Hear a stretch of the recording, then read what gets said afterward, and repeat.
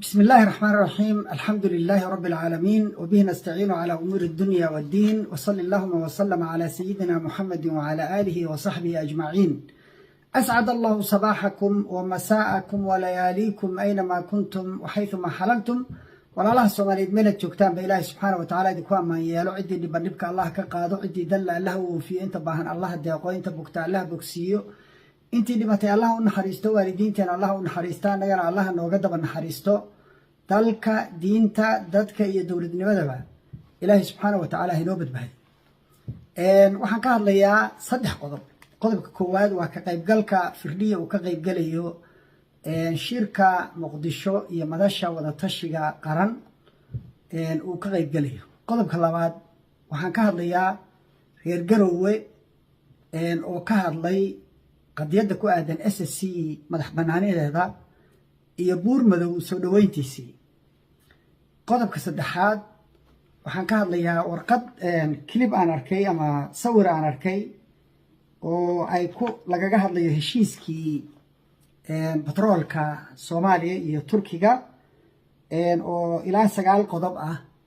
oo aan iyadana kelmada ka sheegi doono. aan ku hormaro NCC da shirkeedii ama National Consultative Committee ama madasha wada tashi ee qaran ayaa waxa lagu casumay oo ka qayb galaya sida bay darbaaxa ku tahay halkaas wax yaalaan meesha rag ku xiran yahay waa meeshaas 400 iyo plus meesha ku xiran tahay alla saanoode Garowe iyo Boosaaso midna ma denina inuu kursiga Soomaaliya dhiiqad kasta u maro waa uu yani isaga wax ka celinaya ma jiraan dhiiqad kasta oo galaya midnimadu kula diriraya saaxiibtinimadu kula diriraya ehelnimadu kula diriraya isagu meesha inuu tago way hadda ka hor wuxuu yiri nin baa kursiga ka kicinayay 3 sano iyo barbar ka shaqeeyay nin kursiga ka kiciyo waana ku guuleystay inuu ka kiciyo haddana wuxuu wadaa kursiga waxaan u maraya xubnaha direed bir waqooyi ee Muqdisho laga doorto waxaas la yaab leh dani inuu inta fahamsan yahay baa u qabay kooxdaasi horta kutlay u socdaan waa koox ganacsata meesha u jooga mushaharkooda Hargeysana lagama maamulo wuxuu waa jiraan gacan ay ku leeyihiin laakiin Hargeysana lagama maamulo hadba ninkii magaranaysa doorashadaas maamulaya baa la soo baxaya iyaguna group ay isugu xiran yihiin kutlo iswadato hal meel u codaysa ma waana codkooduna kulligiis waa beec way for sale way marka inta inuu ogyahay qabay haduu lacagteeda haysto isagoo hadhow gadan kara kuna khasban inuu gadan doono hadii uu kursiga u tartamayo inuu kula diriro SSC oo naf iyo maal bal geliyay inuu kula diriro ceeb bay ku tahay وانا cheap shot waxa la yahay cheap shot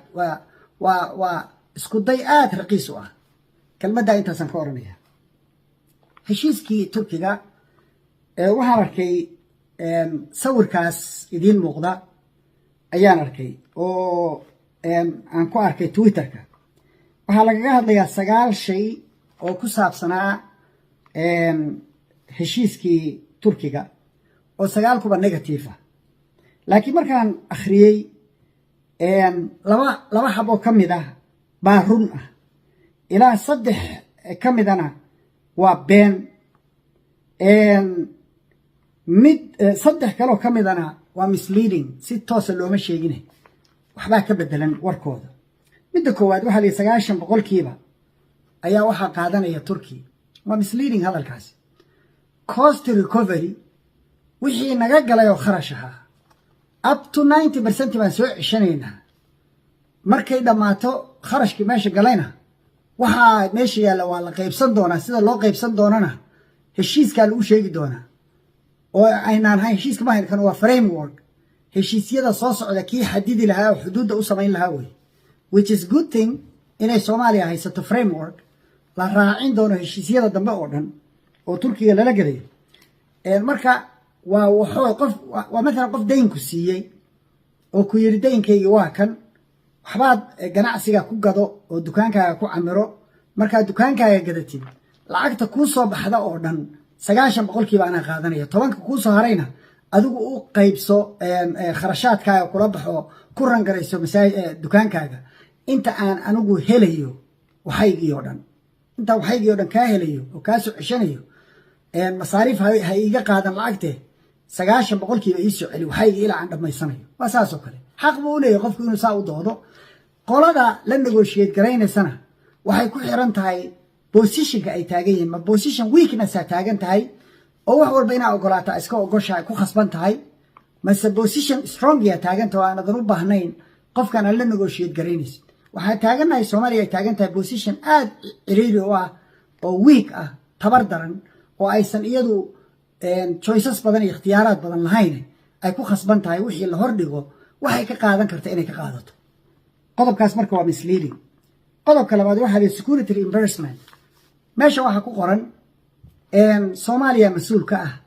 maadaama ay territory-geedii tahay nabadgelyada shirkadaasi ay ku shaqeynayso iyada mas'uulka kow hadday ku filan tahay marka oo ay iyadu wada qaadan karto iyada wada qaadanaysa kharashkeedana la baxaysa security-geedana iyada ka mas'uula shirkaduna waa inay heshaa meel nabada oo ay ka shaqeyso laakiin waxa la yiri qolo waliba ama shirkaduna waxay gaar xaq ugu leedahay inay iyaduna samaysato supplementary security yar iyo amni iyada u gaara oo ka hooseeya kan guud ee dawladda federaalka ay bixinayso مثلا area oo dhan Soomaalida ciidamadeeda ayaa sugaya amnigeeda gudaha shirkadda iyo shirkadda qalabkeeda iyo inta ay degan tahay ilaalinteeda security bay u qaadan kartaa securitygaas ay qaadatay negotiation baa laga gali karaa oo waxa la oran karaa lacagtoodu intaas kama badnaan karto laakiin lacagtooda waxa bixinaya waxa lagu darayaa kharashka meesha galay oo soo kamid ma marka in eed laga dhigo waa misleading qodobka saddexaad bonus lama siin baa liiri Soomaalida iyo signing bonus iyo service bonus iyo waxyaabahaas lama siin waa run hadalkaasi hadal run ah weeye wuxuuna ahaa jilicsanaanta iyo meesha ay taagan tahay baa khasbaysa way ahayd inay ka doodaan oo ka dagaalamaan waxa kale oo jira corruption waa iska jiraayo waa tuunsanahay laakiin arrintaasi waa run qodobka afaraad waxa la yiri lacagta banaanka lagu haynaya oilka lagu gado iyaga gadaya iyaga lacagta haynaya sax ma hadalkaasi waa misleading ama waa false way sababta waxa way intooda ayagu ay leeyihiin iyaga qaadan kara oo gadan kara oo lacagteeda bangiyadooda adduunka ku haysan kara iyo dibadda saasa ku qoran ma aha tii Soomaaliya inay iyagu gadayaan iyaguna ay lacagteedii haynayaan hadday gadaana lacagteeda ma haynayaan wixii iyaga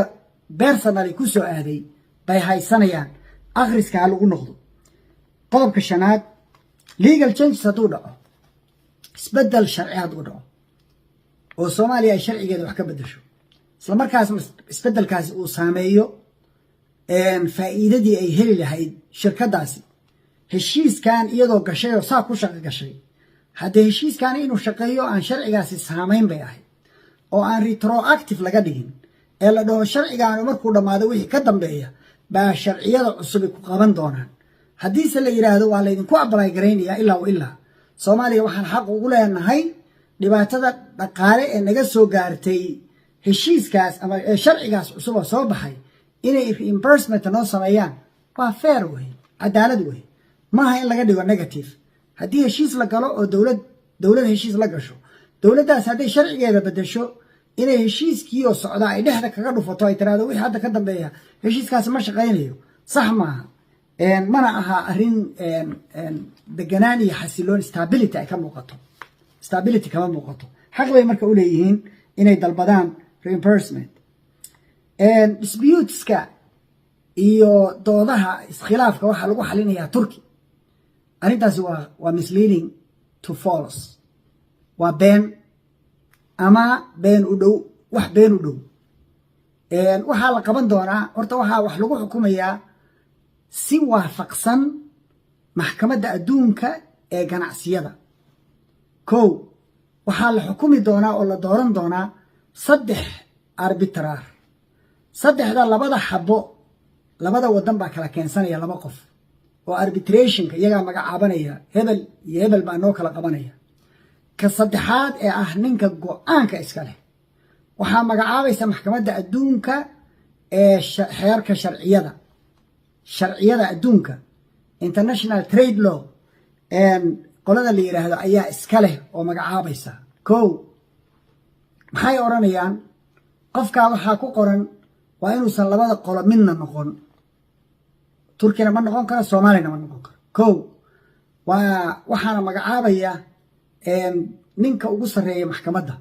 maxkamadaas dhaqaalaha adduunka xeerarka adduunka lagu ilaaliyo dhaqaalaha maamusha secretary general kiisa magacaabaya kan ugu sareeya hadduu isagu marka Soomaaliya ama Turkiya yahay kan ku xiga oo dibitiga